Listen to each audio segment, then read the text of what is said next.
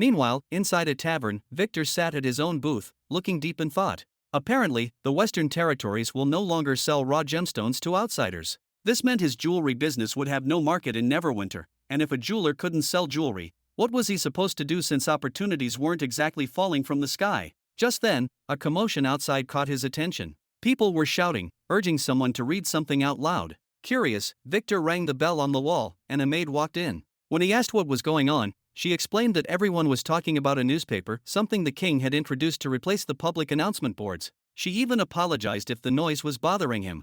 Victor had never heard of such a thing before. Without wasting a second, he sent the girl to buy a copy. Minutes later, he was holding one in his hands. The paper felt cheap, made from rough, grayish straw pulp. He learned these were usually published weekly, which meant news would spread faster. It had all sorts of content and was affordable, no wonder it's selling so well. Flipping through the pages, he came across an advertisement for something called Magic Shadow. He wondered if it was a new kind of play. When he asked, the girl mentioned that it was a fresh type of performance, apparently so unique that a special venue had to be built just to showcase it. That was enough to get Victor moving. Throwing on his coat, he tells the girl to take him there immediately. By the time they arrived at the theater, a long line had already formed. People were anxiously waiting to buy tickets, clearly afraid they'd sell out. A colorful poster stood beside the entrance, catching everyone's attention. May and Carter were also among the crowd. May suddenly nudged Carter, pointing excitedly at someone, and asked if that was Master Karjan. Carter took a look and said it was definitely him.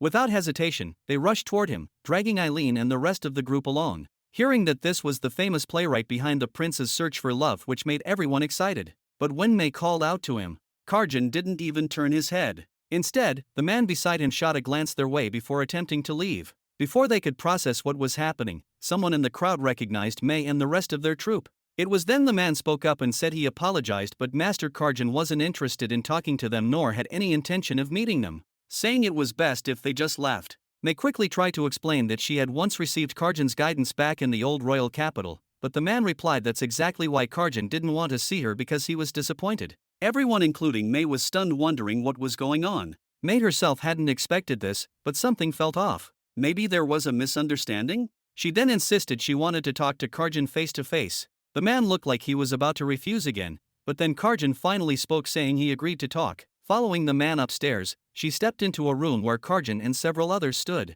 The atmosphere was tense. A group of girls cold looks her way, and for some reason, they are all looking annoyed. Suddenly, Karjan picked up a script and went straight to the point. Lady Lannis, he said, flipping through the pages. Could I ask you and your troupe to cancel your next performance? That caught May completely off guard. Magic Shadow was already finished, it didn't even require live actors on stage. Why was he asking this? One of the girls smirked as if already guessing May's answer. She muttered that their teacher was wasting his time and she believed there was no way May would back down. After all, wasn't she the one who had made this whole thing happen?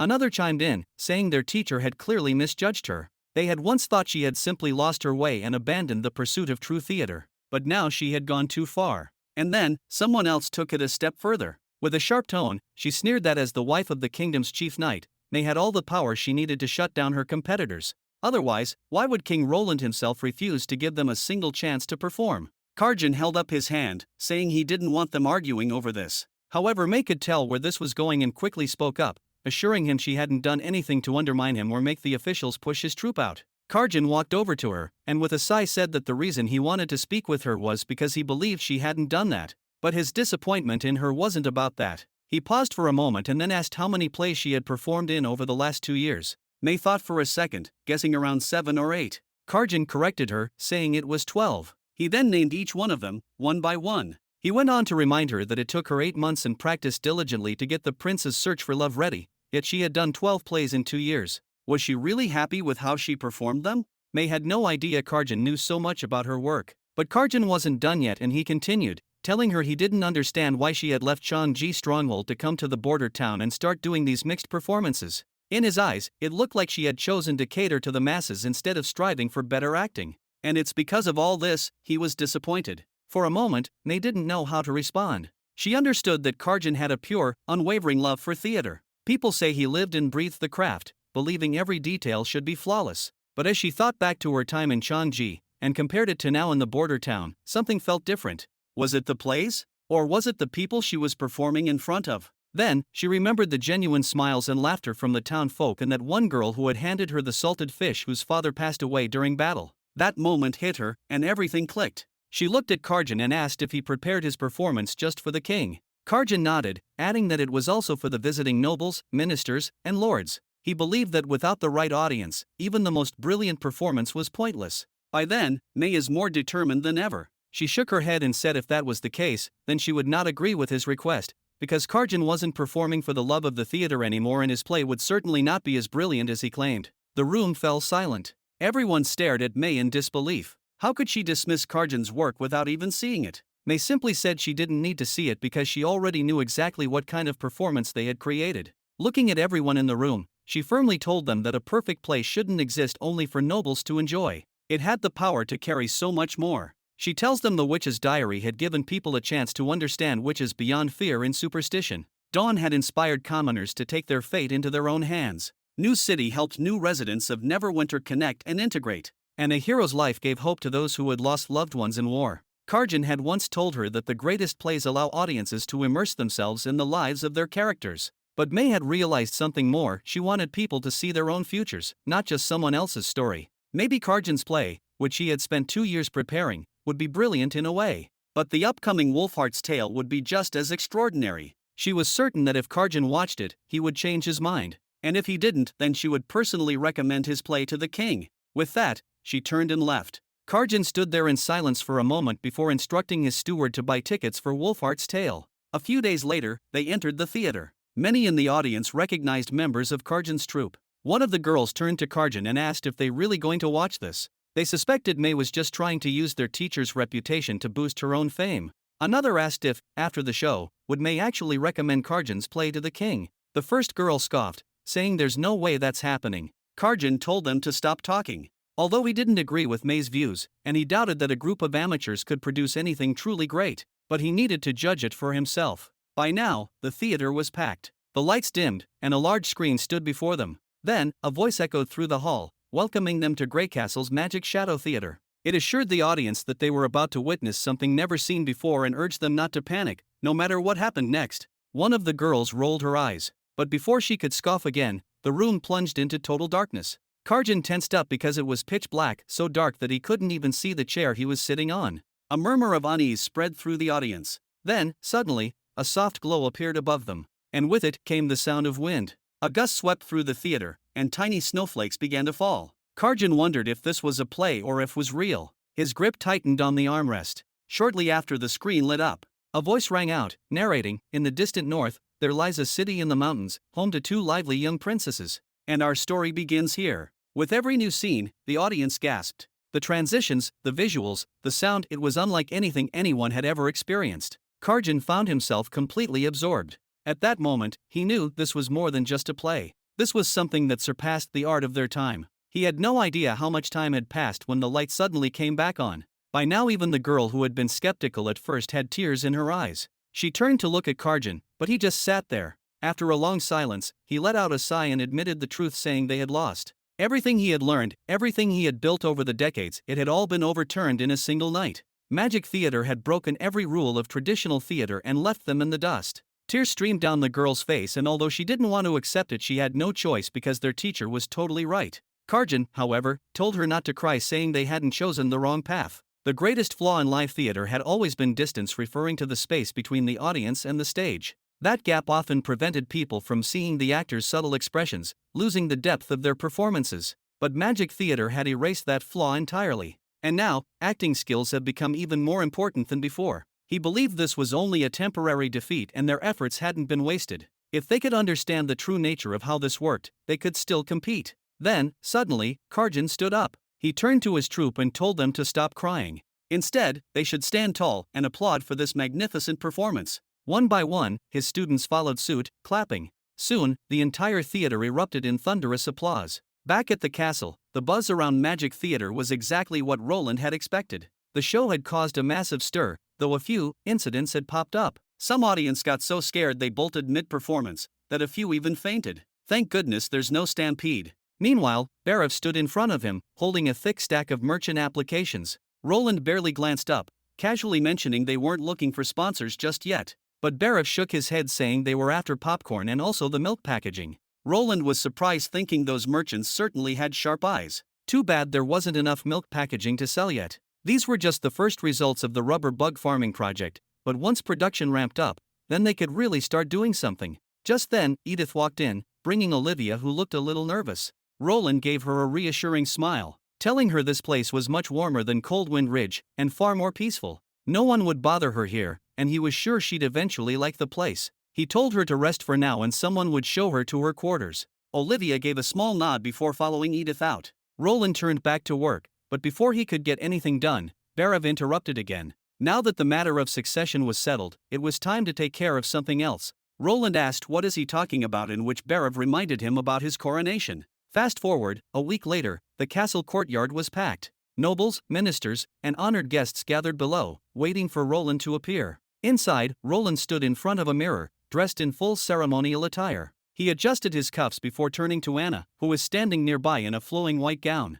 However, she looked nervous. Glancing out the window at the red carpet and the massive crowd, she hesitated, saying witches had never been part of a coronation before, and asked Roland if he was really okay bringing her up there with him. Roland took her hand, grinning, saying if that was the case, then he'd be the first to break the rule. With a playful look, he asked, "Or, do you want me to crown myself alone?" Anna froze for a second before quickly shaking her head. Still holding her hand, Roland took a step back. Then, before she could react, he dropped to one knee. "Miss Anna," he said with a smile, "would you do me the honor of becoming my wife?" Anna, of course, happily agreed. Moments later, they walked down the grand staircase together, and immediately the room fell silent. On one side stood the witches. On the other, the nobles and ministers. Familiar faces filled the hall and memories flooded in, and it had taken them 3 years to reach this moment. At the center of the hall, 2 golden crowns rested on a round table. Normally, a coronation was long and quite complicated, but Roland had no patience for all that, so he kept it simple. Anna picked up the oversized king's crown and gently placed it on Roland's head.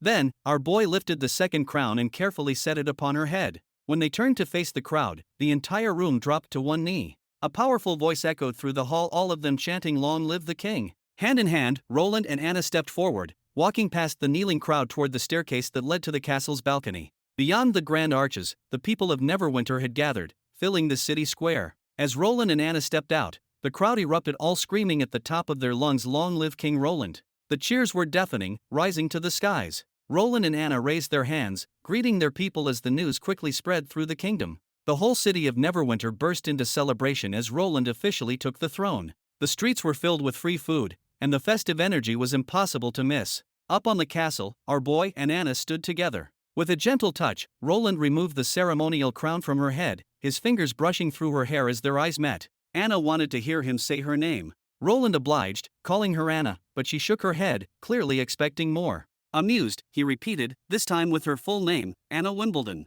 She still wasn't satisfied. With a playful pout, she insisted he say it again, then again, even wanting him to say it 10 times in a row. Roland chuckled, saying he'd call her name as many times as she wanted. With that, he pulled her into his arm, sealing the moment with a kiss. After a while, Anna then said she wanted to take charge of the Ministry of Industry. Roland had no objections, but he was curious about the sudden decision. She told him she didn't want to just stand in his shadow, lost in her own world of inventions. She wanted to prove she could stand on her own. Roland smiled, then swept her into his arms. "As you wish, my dear," he said, then carried her onto the bed. Then Anna suddenly asked if hadn't he always been curious about what she and Nightingale had talked about that night. Roland was intrigued but never pushed her for answers. Anna simply smiled and said she and Nightingale had made a promise. And now, that promise had been fulfilled. As the lights in the room dimmed, well, I know y'all aren't interested in what happens next, so let's just fast forward. A few days later in the City of Dawn, a young boy weaved through the streets selling newspapers. And the Greycastle King's latest invention had caught the attention of curious passers-by. Meanwhile, in the castle, Quinn, who's now the king, leaned back in his chair while reading the newspaper. He was astonished at how quickly things had changed. Just 3 years ago, Roland had been nothing more than a lord ruling over a remote border town. Now, he was a king with undeniable influence. But men like him only rose to power in times of chaos, and perhaps the world was on the brink of a major change. A minister entered, handing him a letter from Hill. It seemed a Greycastle mining team had crossed into Dawn's territory, requesting their assistance. Without hesitation, Quinn ordered the message to be sent to Count Rossi and instructed the Night Order to meet the team. He also gave orders to every lord along the way to offer them whatever help they needed. Meanwhile, in an open-air tavern, the locals gathered, listening to the owner's wild tales. He swore he had seen flying demons and normal demons that looked almost human. Their spears could pierce armor like it was nothing. Most people laughed, dismissing his stories, saying he probably couldn't tell the difference between a demonic beast and a real demon. And if these creatures were as terrifying as he claimed, how had Grey Castle managed to hold them off? Nearby, two cloaked figures passing by caught snippets of the conversation. The tavern owner, eager to convince his audience, began describing how the city walls had lit up with fire and lightning, blasting the demons to pieces. The crowd, initially skeptical, began to believe him. Someone even commented that if this was true, then the prince must be as powerful as a god. Another chimed in, saying it made sense after all, the prince had even managed to take down the church. At that moment, one of the cloaked girls, Farina, clenched her fists. Ever since the acting pope had died, she had been leading the remaining judgment army, trying to rebuild the church from the shadows. But once they arrived here, the bishop had betrayed them upon hearing Hermes had fallen. He had seized power for himself, declared himself a noble, and even executed their messengers. Now, they were forced into hiding, but she wasn't about to give up, believing they can one day turn things around. With a quiet sigh, she and her companion continued walking. Behind them, the tavern owner began talking about the massive iron warships, towering buildings, and the latest newspaper announcing that the Prince of Grey Castle had officially become king. The people in the tavern raised their mugs in celebration of the new Grey Castle king. Only Farina, her face dark with frustration, muttered under her breath, "King of Grey Castle? So what? The battle of divine will is coming, and this world will be nothing but ruins. Sooner or later, we'll meet again, this time, in the depths of true hell." Farina clasped her hands together, silently waiting for the day Roland would fall into hell. My goodness, does she even know what she's talking about? Man, I'm sure when the time comes, they will end up begging Roland to save them. But that was a thought for another time. Back to Grey Castle. In the grand meeting hall, Roland looked over the gathered officials and offered his congratulations. Everyone in the room had been personally invited, which meant they were now part of the kingdom's ruling elite. For the next few decades, they would govern Grey Castle alongside him. Barav was the first to rise, declaring that serving Roland was an honor. Roland nodded with a smile but made it clear that he had something important to say before they moved forward. The reason he had abolished the noble status was to ensure that capable individuals took charge, not to replace one aristocracy with another. He didn't want to see those present turning into a new class of the same old nobles. Scanning the room, he reminded them that no one could guarantee a person would always be fit for their role. Simply gaining entry into the central administration wasn't the end, rather just the beginning. Every year, their performance would be evaluated. Whether they climbed higher or stagnated would depend entirely on their performance and what the people think of them. Barav was quick to ask who would be responsible for these evaluations. Roland said he would personally evaluate everyone. He gave everyone one last chance. Before the new appointments were announced, they could still walk away. Anyone who chose to leave would receive a generous sum of gold as compensation. But for those who stayed, he expected them to shoulder the weight of responsibility and duty. Silence fell over the hall, but no one left. Roland was satisfied. Without wasting time, he began issuing the official appointments. Barav was named Hand of the King, responsible for overseeing the treasury while coordinating the various departments. A new department, the General Staff, was placed under the command of Edith, who would be in charge of all strategic planning.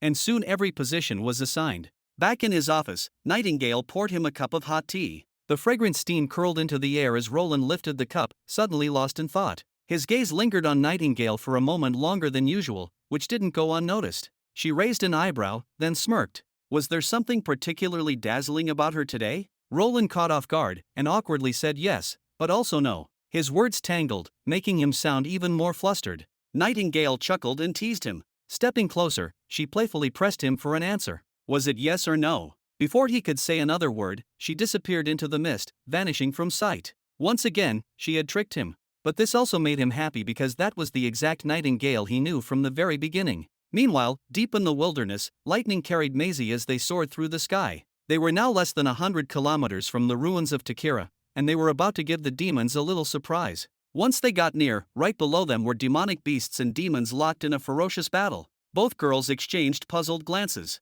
No wonder Neverwinter had been so peaceful this month of the demon. Clearly whatever was happening here was keeping the enemy busy. Lightning found the situation strange. Demonic beasts always followed the scent of the divine relics. It didn't make sense for the demons to carry relics into this barren wasteland. There had to be another reason. Too bad Sylvie wasn't around to help figure it out. Maisie, flapping beside her, asked if they were still going to give the demon their surprise. Lightning grinned and said of course. A crackling sound filled the sky as electricity surged around her. Then, with a sonic boom, she vanished. The demons instinctively looked up, searching for the source, but before they could react, lightning had already taken down one of them. In the blink of an eye, the second one fell. But then, she froze. Because not far from her stood a tall demon. Other than the blue skin, everything else about him looked unsettlingly human. For some reason, he could keep up with her speed, and the moment their eyes met, an overwhelming sense of dread gripped her. Her instincts screamed at her to run, but her body refused to move. It was as if something had taken control of her, locking her in place. The demon slowly raised a hand, dark energy swirling at his fingertips, aiming directly at her. Maisie, acting fast, pecked Lightning hard on the chest, so hard it stung a little. But it worked. The pain snapped Lightning out of it, and she instantly pulled back. She didn't know what that thing was, but one thing was certain: His Majesty had to know about it. Without wasting another second, she turned and bolted, flying at full speed toward Neverwinter. Meanwhile, in Neverwinter, Roland sat in his office, looking over 2 letters sent to the city hall. The first was from Karjan, a renowned playwright from the old royal capital. Barav explained that Karjan had arrived in Neverwinter with his theater troupe, hoping to present a special performance for Roland's coronation. But Roland had already declined his request earlier. And this time, Karjan wanted to learn how magic shadow was made. Roland skimmed through the letter before telling Barav he would reply to Karjan personally. The second letter came from a merchant named Victor, who was looking to purchase cotton. Roland raised an eyebrow and said Neverwinter doesn't produce cotton. Barav replied Victor was fully aware of that, but what he wanted was to ask to work with Lady Leaf from the Witch Union. Roland wasn't surprised Victor had heard of Leaf. After all, her story had been published in the Witch's Diaries series as a comic strip, so it wasn't unusual for an outsider to know about her. But this was the first time a merchant had directly reached out to partner with a witch. Curious, Roland ordered Victor to be brought to the castle for a private discussion. Victor wasted no time. Dressed formally, he introduced himself with a respectful bow before Roland nodded and got straight to the point. Victor wanted to work with Leaf to develop high-yield cotton seeds. His ultimate plan was to establish a brand new clothing industry, one that could expand across the entire kingdom. Roland listened with interest as Victor eagerly explained himself. If Lady Leaf could triple the wheat yield, creating the second-generation golden wheat, then she could surely do the same for cotton. With more cotton yield, fabric production costs would drop, making clothes much more affordable. And that wasn't all. Victor went on to explain that his plan would save Roland a fortune in upfront investment, and his factory would create jobs for over 2,000 workers, and require zero effort from the kingdom's administration since he would handle everything himself. Roland was a little surprised because Victor had pieced all of this new vocabulary together just from reading newspapers and public announcements. Now genuinely interested, he asked Victor to elaborate. Victor enthusiastically laid out his entire business model, how efficient spinning tools could handle the increase in cotton, how his family already had a network of skilled tailors, and how they had the experience to make this work. Roland stayed quiet, thinking it over. Victor mistook the silence for hesitation and quickly offered to explain it all again, just in case something wasn't clear. Roland waved a hand, signaling that wasn't necessary. Instead, he leaned back, a smirk forming at the corner of his lips. This was actually a very interesting proposal. Then, getting to the heart of the matter, he asked, "How long will it take to secure the necessary funds?" Victor could barely hide his excitement. He bowed deeply, before saying with all due respect, if Roland had been a merchant, he would have stood at the top of any merchant guild. Either way, Roland hadn't even started using investment strategies, yet opportunities were already arriving at his doorstep. This might just be the perfect chance to push for a thriving economy. Their discussion stretched until sunset, with Roland personally walking Victor to the gates and shaking his hand. Before parting, he made one thing clear: if other merchants wanted to follow Victor's model, the city hall would sell them the same seeds at the same price. A competitive market meant lower prices, and he expected Victor to understand that better than anyone. Rather than looking worried, Victor's confidence only grew. He made it clear, saying Dawn's merchants had never feared competition. Roland liked the response, thinking this man was definitely interesting. As he stretched his shoulders and made his way back inside, he couldn't shake the thought that, with people like Victor around, the rise of private enterprise was just beginning. Just then, Nightingale appeared, looking nervous. Sylvie's urgent message had just come through saying Lightning had returned, brought back by Maisie, and had been taken straight to the medical center. Without hesitation, Roland rushed over. Inside, Lightning lay on the bed, not in the best shape. Manhwa had already tried healing her, but the injury just won't heal. Maisie stood beside the bed, looking distraught, while Nightingale carefully pulled back Lightning's shirt. The injury was barely more than a small mark on her chest, something that should have been easily healed. Yet no matter how much magic Manhwa used, the wound just won't heal. It was as if her power had been rendered useless. One statement from Manhwa made Roland freeze on the spot. After comforting Nanoa, he turned his attention to Maisie, wondering if they were attacked by high-ranking demons. However, Maisie looked like she was blaming herself and revealed it was she who pecked Lightning. With some encouragement, Maisie hesitantly recounted the entire incident.